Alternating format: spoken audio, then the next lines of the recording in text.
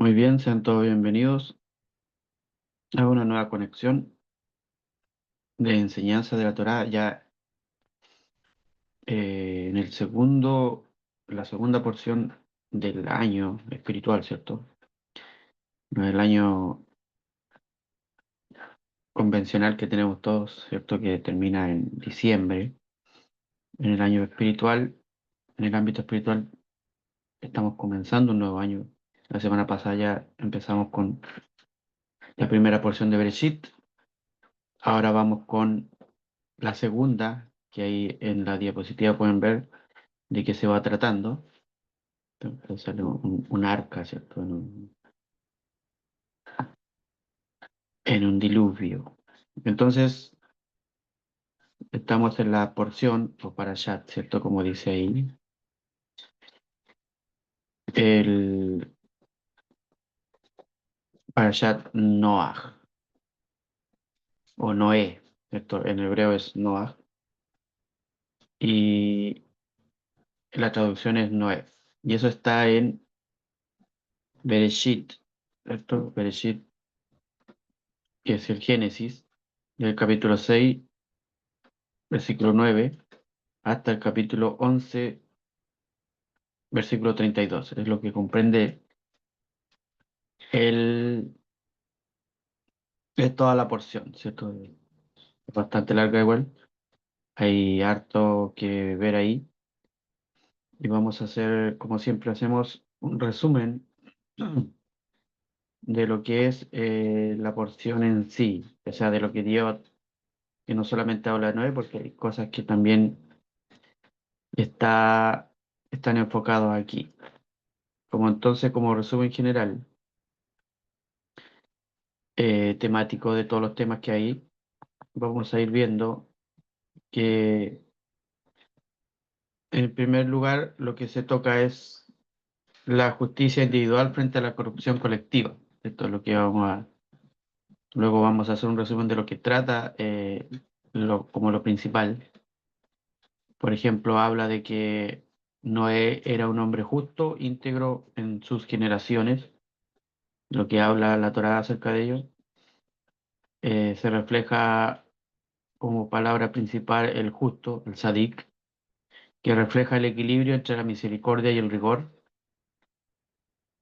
Y Noé en el ámbito espiritual representa el canal de conexión entre el mundo superior y el inferior. Eso es el Yesod, como bien lo conocen los que estudian Kabbalah. Dice que su justicia no lo aísla y su misión es preservar la vida cuando todo parece perdido. Y más o menos ahí lo vamos a ir enfocando en la clase. Enseña que incluso en un entorno caótico, una persona puede mantener su pureza interna, queriendo decir que el verdadero justo no se mide por su entorno, sino por su capacidad de permanecer en coherencia con su alma. Eso es lo que refleja un justo, un sadik.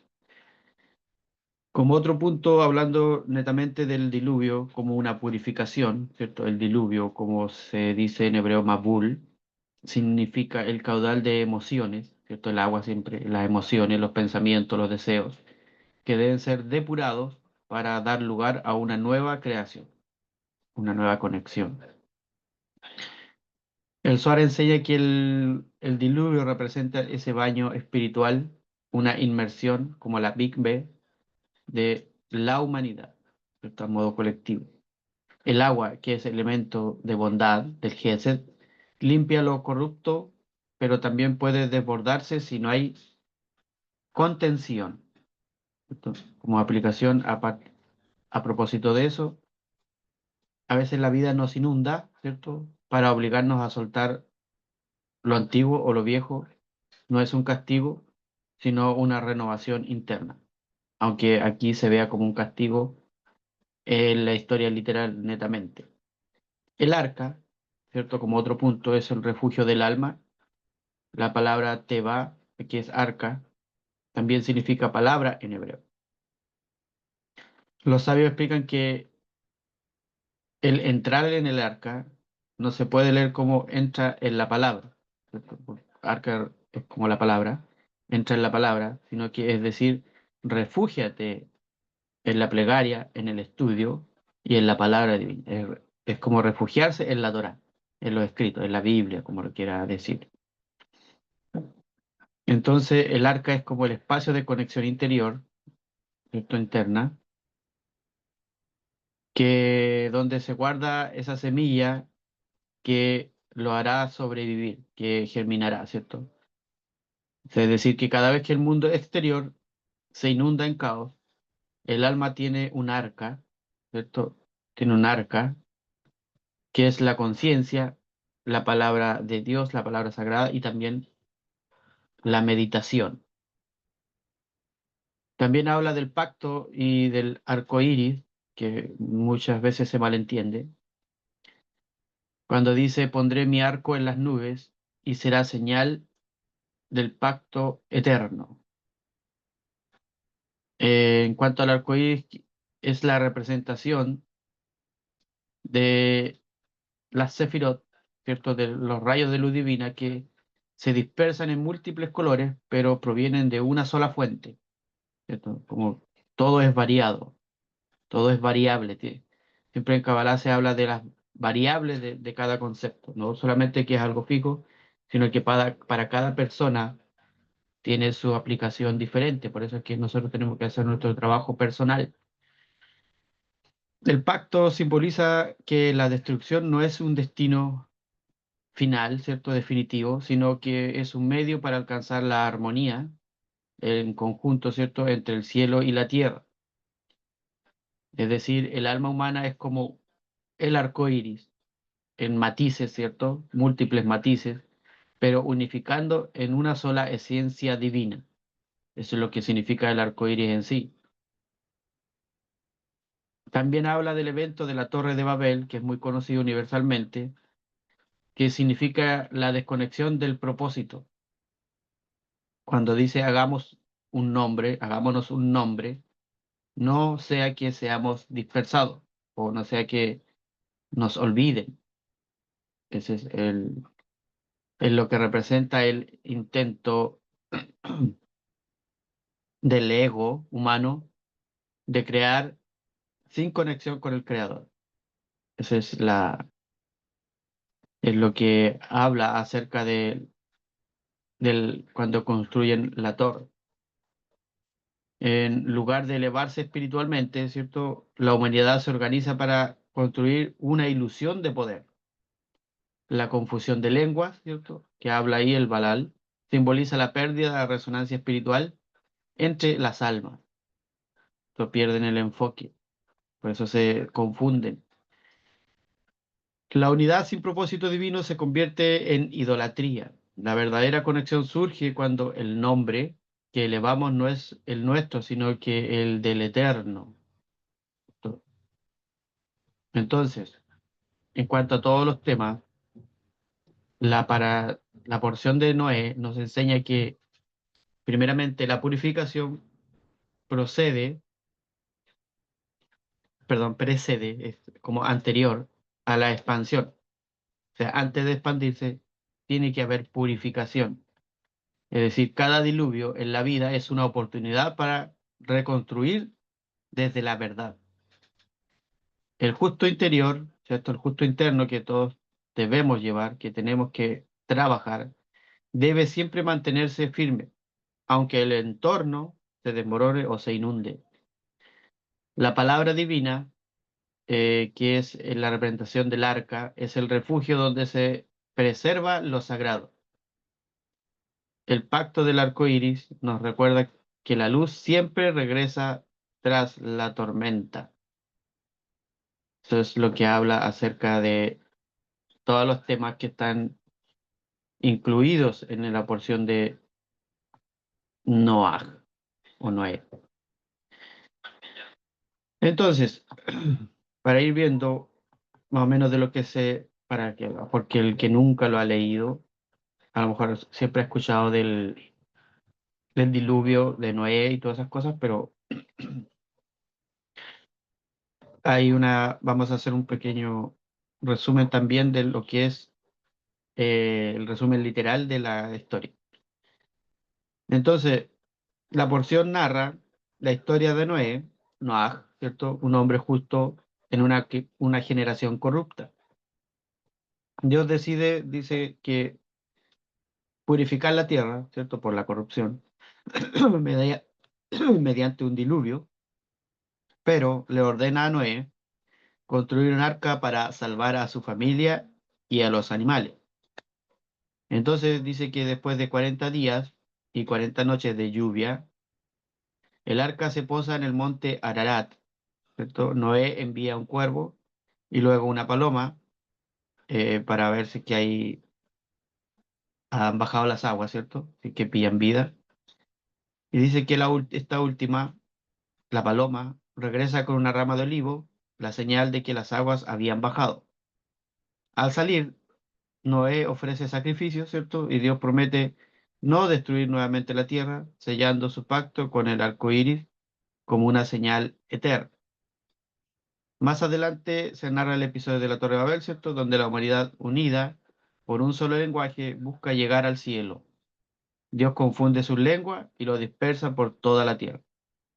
Finalmente la porción termina con la genealogía de Shem, ¿cierto? Uno de los hijos de Noé, de quien nacerá Abraham y los patriarcas, ¿cierto? Entonces, como les decía, en cuanto al arca, eh, el espacio interno de refugio, el alma, donde uno se preserva de la confusión del mundo. Entonces, como ya dimos el resumen de todo lo que es la temática de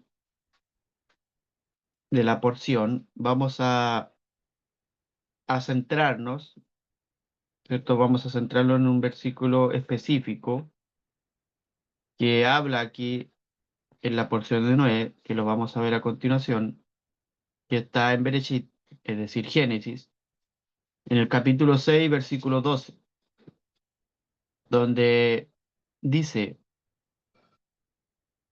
ahí está en hebreo para el que quiera leer en hebreo, lo puede escanear, y también está el logo de nuestra comunidad.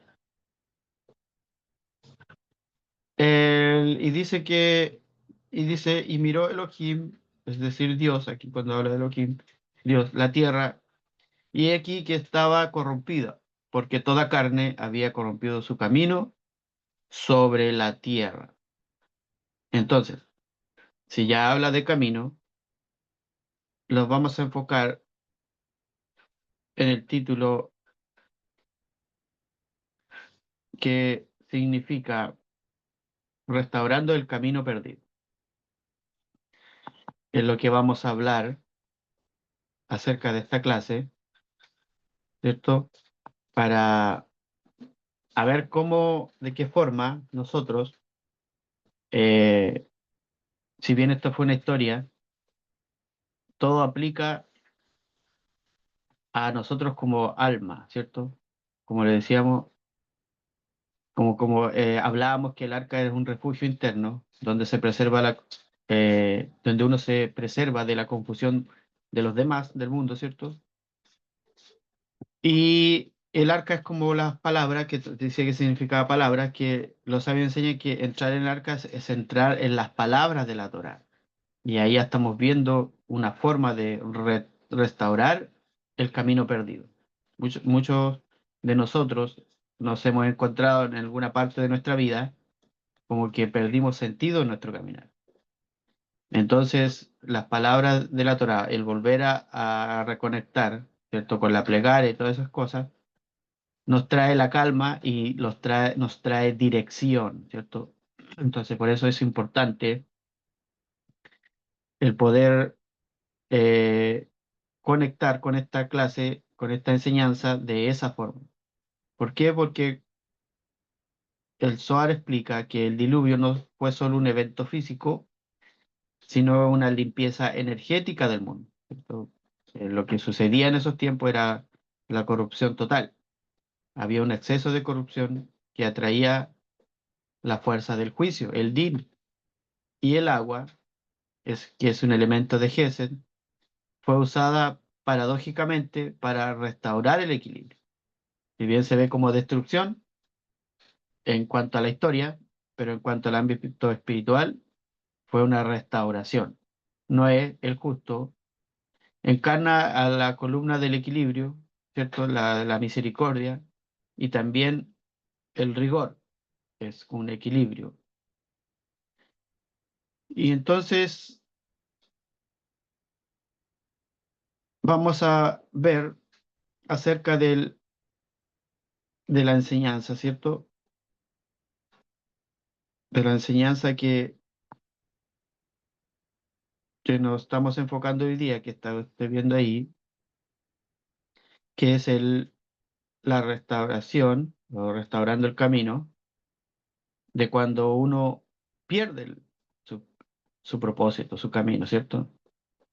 Entonces vamos a ir viendo las aplicaciones, los significados eh, acerca de lo que vamos a ver acerca de este versículo, ¿cierto? Entonces, en este pasuk o versículo, que es muy profundo de la mirada cabalística, nos muestra cómo la corrupción espiritual interna de cada uno, ¿cierto? En un modo personal, se refleja en la distorsión del mundo físico, ¿cierto? La palabra clave en esta clase es darko, que quiere decir su camino. Nos dice, no dice sus acciones, sino su camino, su forma de conducirse, su dirección de vida. Entonces, en cuanto a esta clase, se explora cómo la desconexión interior lleva a perder la dirección espiritual y cómo el alma puede reencontrar su rumbo hacia la luminosidad, hacia la luz. También muestra la tierra como un reflejo del alma, muestra la idea de que el mundo físico es espejo del estado interno del ser humano. Cuando la conciencia se distorsiona, también lo hace lo que se crea, lo hace la demás creación, ¿cierto? También el Zohar dice que la tierra misma sintió la corrupción de la humanidad y aborda con energía las reacciones de nuestras acciones espirituales. Esto, todo lo que nosotros hacemos, desconexiones, también afecta a los demás. Entonces, enfocándonos en restaurando el camino perdido, con, se habla de que el deseo divino del Eterno siempre es la rectificación, siempre es la reparación. Y cuando dice, y miró Elohim la tierra, y aquí que estaba corrompida, lo que es el versículo, dice que porque toda carne había corrompido su camino sobre la tierra, nos estaba ejecutando el deseo divino de poder restaurar. Al contrario, se estaba corrompiendo. Entonces, cuando dice que estaba corrompida, antes del diluvio la humanidad no solo actuaba mal, sino que había perdido su camino, su dirección. Cuando habla de camino, no es una dirección física, sino un estado de conciencia. Siempre nos vamos a enfocar en lo mental, en la conciencia. Siempre el alma, en modo de alma, no en modo de dirección física, sino que en lo que el alma enfoca sus pensamientos. Es decir, que cuando el alma olvida su propósito, las acciones se desconectan de la luz y surge la corrupción, no solo moral, sino en cuanto a energía, energía espiritual y hasta física. El caos exterior refleja la confusión interna. Así, el versículo nos revela una ley espiritual. Cuando la humanidad se desvía de la verdad interna, la tierra misma se distorsiona, porque la creación es un espejo del ser humano. Entonces, el significado espiritual de corrupción, la palabra hebrea, Nishatá, que es corrupción, viene de la raíz shahat, que significa destruir o desviar de su forma original. O sea, perder la forma, perder su forma original. Y en Kabbalah esto se interpreta como la energía divina, la que, la que quiere alojar en cada uno de nosotros, pierde su canal, se desvía y se derrama sin propósito. Ahí entra el pecado del derramamiento sin propósito de semilla, ¿cierto? De vida que la humanidad estaba desperdiciando. Entonces, esto ocurre cuando el deseo, que es el razón, ya no busca otorgar, sino poseer y dominar. Es decir, toda corrupción comienza cuando la energía se vuelve egocéntrica. Eso es lo que es el significado de todo esto. Y un ejemplo para ello, un ejemplo cotidiano, ¿cierto? Porque siempre aquí nos enfocamos en lo que es cotidiano para nosotros. Cuando una persona usa su talento, ¿cierto? Su talento que tiene natural o un don, solo para ser admirado, para que lo admiren, o su conocimiento para manipular a las demás personas, la energía que debe iluminar se convierte en una sombra. Eso es lo que pasa cuando se hace de esa forma. Pero hay un camino como proceso de retorno, ¿cierto? El alma siempre tiene un camino trazado, está ya trazado desde su origen, un origen divino, pero puede desviarse, no siempre por maldad, sino por olvido de su propósito. Se enseña que el tikkun, que es la rectificación, comienza cuando el ser reconoce ese desvío, se da cuenta y busca reencauzar, ¿cierto? Redirigirse su energía hacia su centro, hacia su propósito. El retorno no comienza con el cambio de acciones, sino con la conciencia de haberse perdido. ¿Cierto? Siempre tiene que uno, cuando cualquier persona que está en una adicción o cuando tiene un mal hábito, roba o miente, siempre el primer paso es reconocer que lo hace. No, no ejecutar el cambio, sino que primero tiene que reconocerlo, porque muchas veces puede estar, eh, alguien le dice, tú mientes y a lo mejor deja de mentir por un tiempo, pero después vuelve a hacerlo. Lo importante es que la persona reconozca que miente, o que roba, o que lo que sea. Entonces, el diluvio no es un castigo, sino un proceso de limpieza del camino. El exceso se disuelve para que lo esencial vuelva a retornar o a florecer o a fluir, como usted quiera decir en adjetivo. Y aquí entra Noé, ¿cierto? Noah, que es un arquetipo del restaurador, de la persona, del alma que ayuda a restaurar, ¿cierto? Aquí entra Noé. Noé representa al ser humano que mantiene pureza en medio del caos. Puede estar todo desmoronándose, pero él no se desmorona.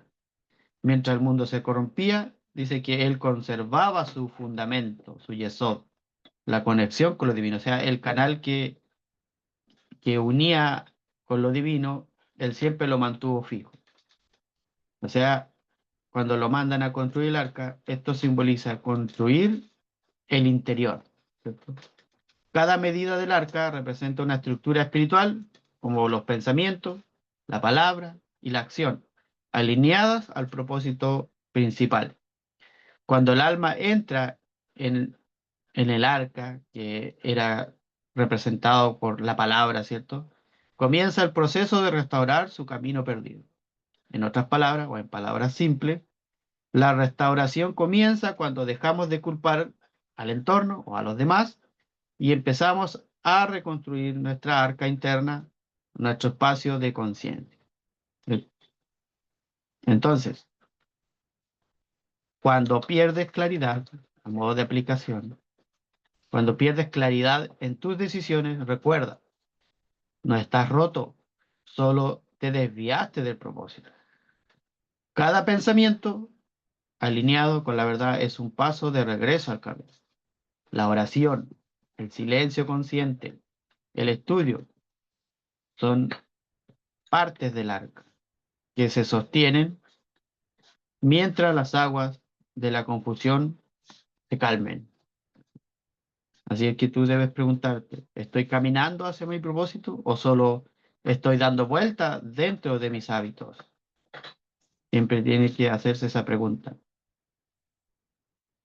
Entonces, siguiendo, en la sección práctica, ¿cierto? Para después de llegar a la reflexión final, con ejemplos muy comunes y muy cercanos, pensados para ayudar al público, ¿cierto? A los que escuchan, a los que ponen atención, a los que quieren mejorar en su trabajo personal de restauración, de,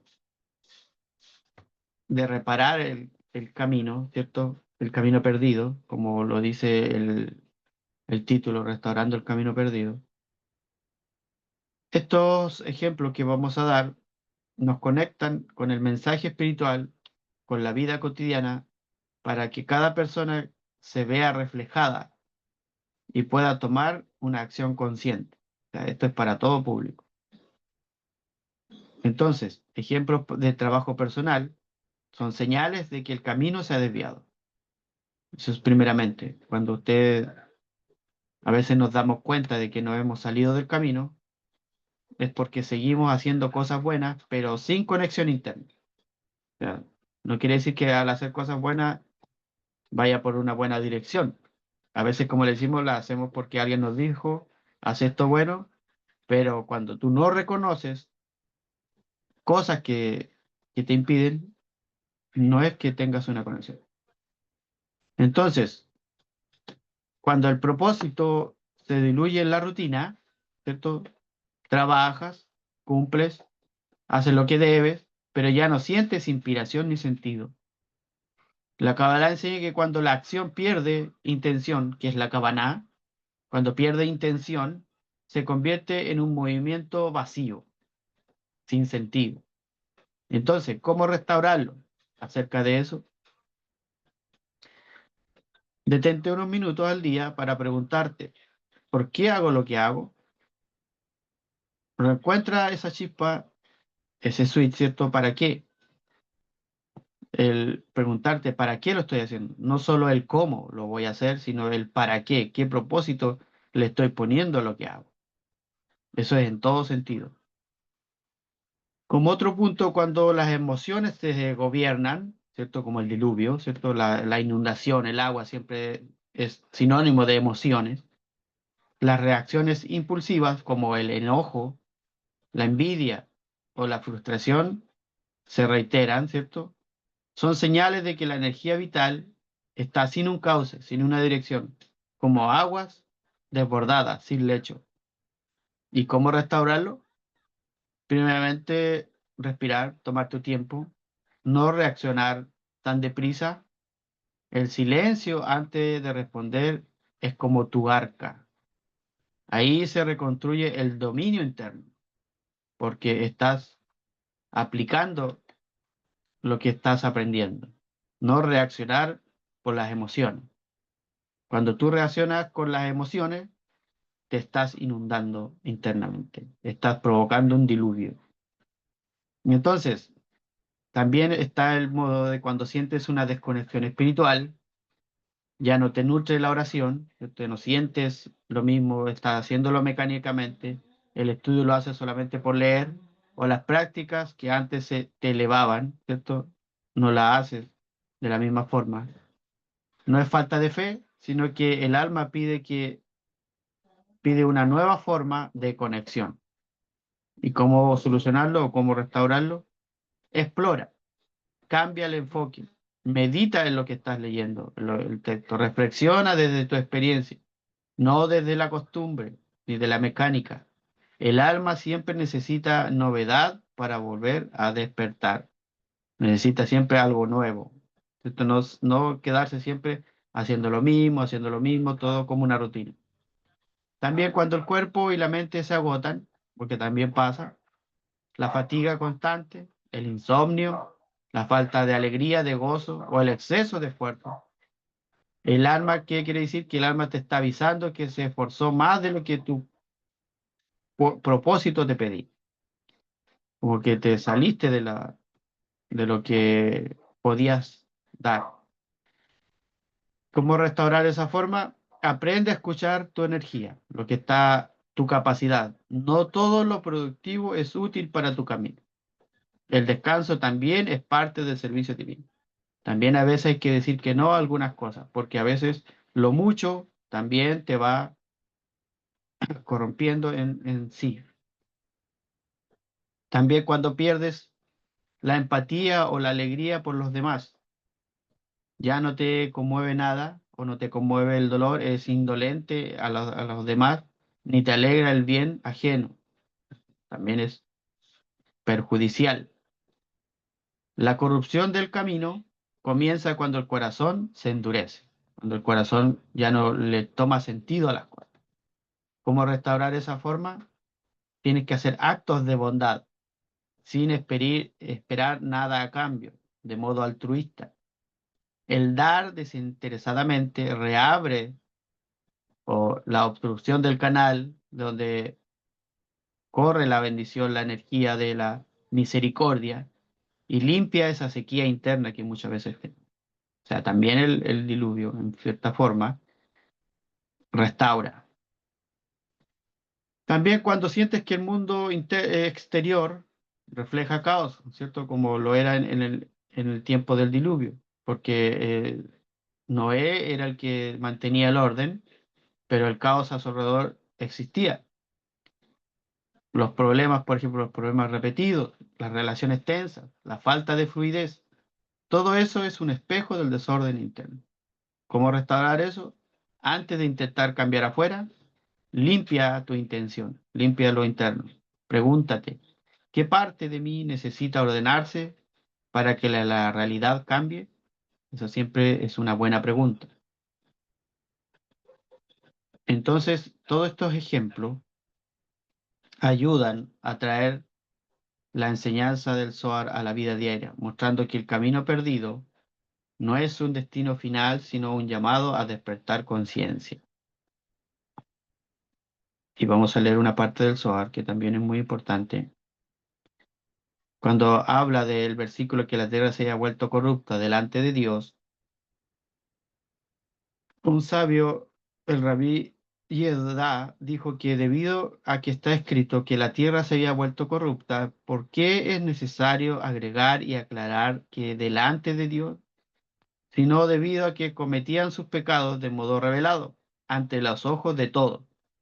Por eso está escrito delante de Dios, es decir, ni siquiera intentaban ocultar sus transgresiones, sin siquiera avergonzarse ante el Creador. Es decir, la tierra se había vuelto corrupta delante de Dios en un comienzo únicamente delante de Dios, es decir, en privado, porque no cometían sus actos de modo revelado, sino delante de Dios, lo hacían y no delante de los hombres, y al final actuaron de modo revelado. También ante el resto de los hombres, sin que esto les cause alguna vergüenza, tal como está escrito, y la tierra se había llenado de hurto. No había un solo lugar en toda la tierra donde no se actuara de modo revelado, y por esto, de dos maneras diferentes lo dijo y lo enseñó el versículo para señalar estas interpretaciones representadas en la boca de los sabios. Eso era lo que por qué decía esa parte delante de Dios. Entonces, para ya ir terminando esta clase, enfocados en restaurar a veces el camino que perdemos, y no es que sea algo que sea tan catastrófico, sino que a veces está en nuestros pensamientos. Eh, Cuando el retorno del alma al camino lo intenta, ¿cierto? Primeramente tienes que imaginar que caminas por un sendero, así como lo muestra en la foto, o como tú lo quieras imaginar, en algo que lo hayas vivido. En tu propio camino, el que tu alma eligió antes de venir a este mundo, un camino luminoso, claro, lleno de propósito. Siempre es así los deseos que tenemos muchas veces. Pero a veces, sin darte cuenta, te has ido desviando, no por maldad, sino por cansancio, también por miedo, por distracción o también por dolor. Y cuando miras a tu alrededor, todo parece diferente o distinto. El paisaje se vuelve denso y ya no sabes hacia dónde avanzar. Sin embargo, la luz nunca te abandona. Solo esperó que tú mismo te dieras cuenta, miraras la tierra, como hizo Dios, y reconocieras dónde se había corrompido el rumbo, dónde se había desviado. Porque restaurar el camino no es volver al pasado, sino recordar quién tú eres y hacia dónde fluye la verdad que está en ti. La tierra, tu cuerpo, tu entorno, tus relaciones, solo refleja el estado de tu alma. Cuando la conciencia se ordena, la vida también se ordena. Cuando el corazón se abre, el camino se despeja. Hoy, el Creador también mira tu camino y no ve tus ruinas, sino que ve tu potencial. No ve tu error, sino ve la semilla que va germinando. No ve la distancia, sino ve el progreso. Cada paso de conciencia es una reconstrucción. Cada acto de humildad es una piedra más en tu nuevo sendero. Es un fundamento. Cada palabra que eliges con amor es un arca, una pequeña arca que te recuerda hasta que las aguas se calmen, hasta que las aguas bajen. El camino perdido no desaparece, está ahí, solo está cubierto de polvo, de obstáculos, esperando que tú lo recuerdes. Vuelve a andar con intención, con verdad, con luz, porque el alma siempre se levanta. Aunque haya caído 1000 veces, esa luz es más luminosa que la que nunca tropezó. Y así como Noé halló gracia ante los ojos del Eterno, tú también la puedes hallar. Cada vez que decides restaurar tu propio camino. Amén, ve amén. Esta ha sido la clase.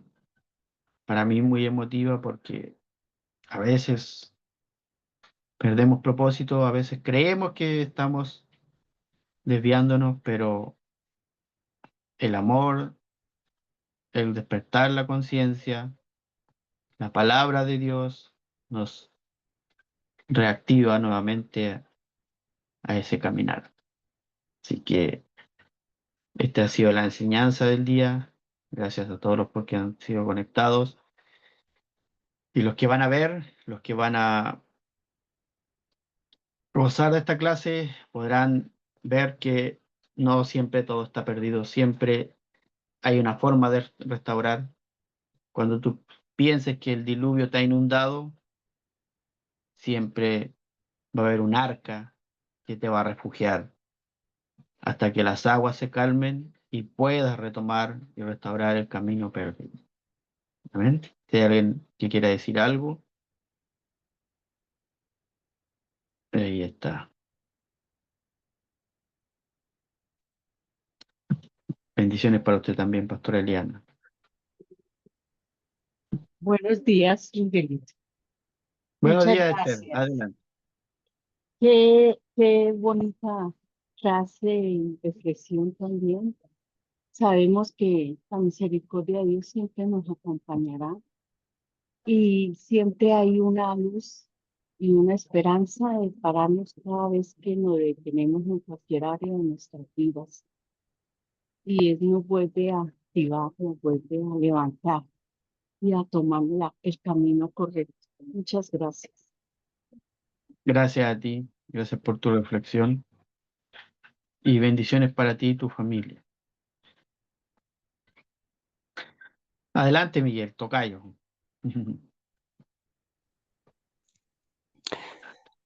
Shalom, buen día, tocayo, buen día para todos. La verdad es que gracias antes que nada por tan buena y magnífica enseñanza expresada en una forma que, bueno, como tú siempre dices, a cada uno nos va a dar una representación en nuestra vida.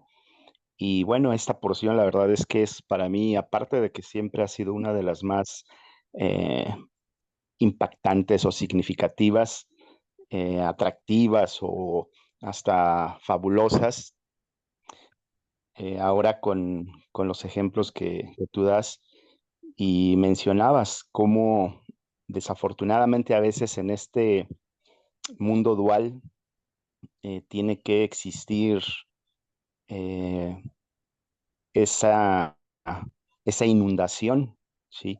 He escuchado varios ejemplos en estos días de esta porción, donde a veces no es que se tenga gran conocimiento o no necesitas siempre estar meditando o siempre quererte elevar, cuando el verdadero trabajo está aquí, en lo físico, como Noé, en lo físico, ensuciándote las manos en el trabajo diario para poder elevar lo que hacemos, no nada más lo que pensamos o lo que imaginamos o lo que creemos que tal vez como en esa generación que llegó un momento en que se sentían dioses por tener tal vez tan cerca a Dios y exageraron y creyeron que podían hacer todo.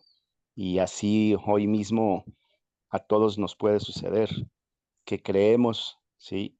O que la misma gente cree que sabe tanto con tanta tecnología que cree que el hecho de que pueda leer libros en dos, 3 días, tener conocimiento, o todo hoy que está de moda, que toda la gente medita y cree que se eleva, pero la verdad es que el verdadero trabajo, como lo dices, está aquí, ¿no? En lo físico primero, en la tierra, tratando de que podamos limpiarla con una bendición, con una sonrisa, con un acto y con un cambio en nosotros, con un hábito, con un buen hábito. Entonces, gracias, te felicito, Tocayo, y muchas gracias a todos también. Bendiciones y Shabbat Shalom. Un saludo para ti también, Miguel. Un saludo grande, un abrazo para ti y tu familia hasta México. Así que muy importante lo que dices, el enfoque que se le dio a la clase. A veces perdimos ese enfoque por preocuparnos de otras cosas y entonces nos y dejamos de lado nuestro propio propósito. Así que muchas gracias por esa reflexión y saludos para todos. Bueno, si no hay nadie más que vaya a hablar, les agradezco a cada uno por su tiempo, por su disposición, ¿cierto? Y por su maravillosa energía que le han aplicado a la clase, que se nota. Y a ti que vas a ver el video, espero que esta clase te sea de mucha bendición, que que la puedas aplicar a tu vida, porque como lo dije en un momento, es aplicable a todo ámbito de la vida. Ah, ya sea en familia, en el trabajo, donde sea, va a aplicar. Así que muchas bendiciones para ti y un abrazo grande de aquí desde Chile, la Unión, región de los Ríos, con Miguel Villalobos aquí al servicio de ustedes. Así que nos vemos hasta una próxima. Shabbat shalom. Adiós. Bendiciones desde México para todos. Bendiciones.